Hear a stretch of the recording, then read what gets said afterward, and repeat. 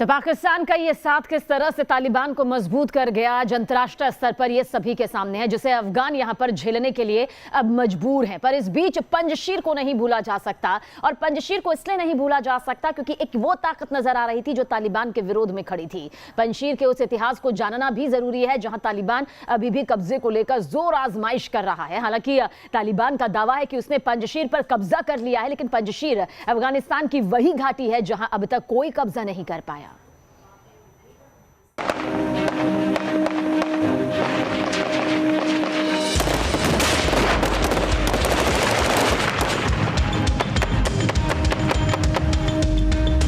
पंजशीर अफगानिस्तान की वो अजेय घाटी जिस पर अब तक कब्जे की हसरत तो हर किसी की रही, लेकिन कब्जे की कुव्वत कोई नहीं दिखा सका।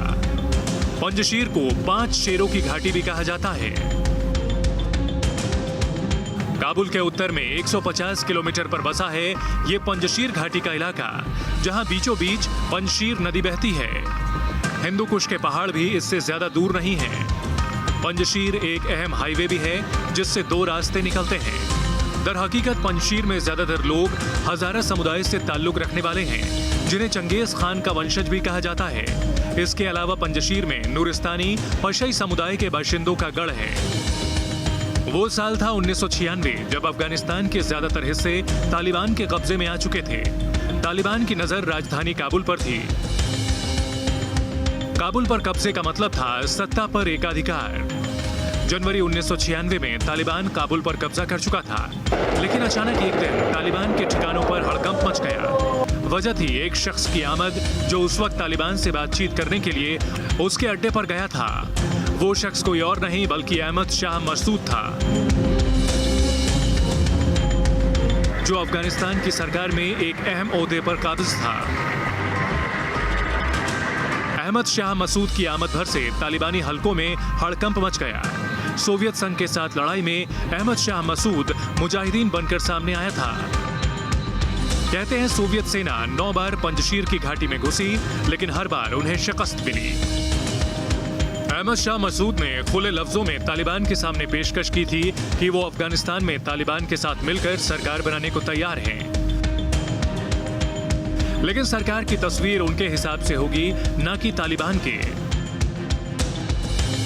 तालिबान ने मसूद की शर्तों से इत्तेफाक नहीं रखा और शर्तों को मानने से इनकार कर दिया।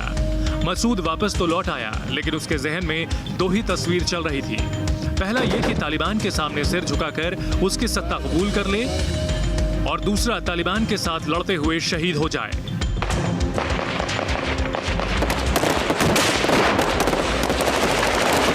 मसूद ने दूसरा रास्ता अख्तियार किया।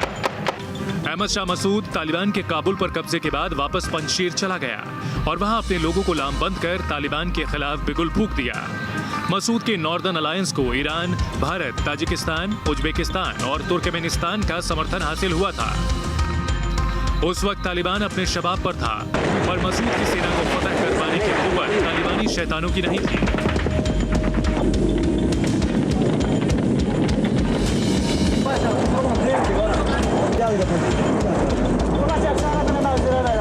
अहमद शाह मसूद को 9/11 के हमले के बाद अलकायदा और तालिबान ने साजिश के तहत हत्या कर दी थी, लेकिन मसूद की सेना उसके बाद भी बिखरे नहीं, बल्कि एकजुट होकर लगातार तालिबानी ताकतों को जवाब दे रही है।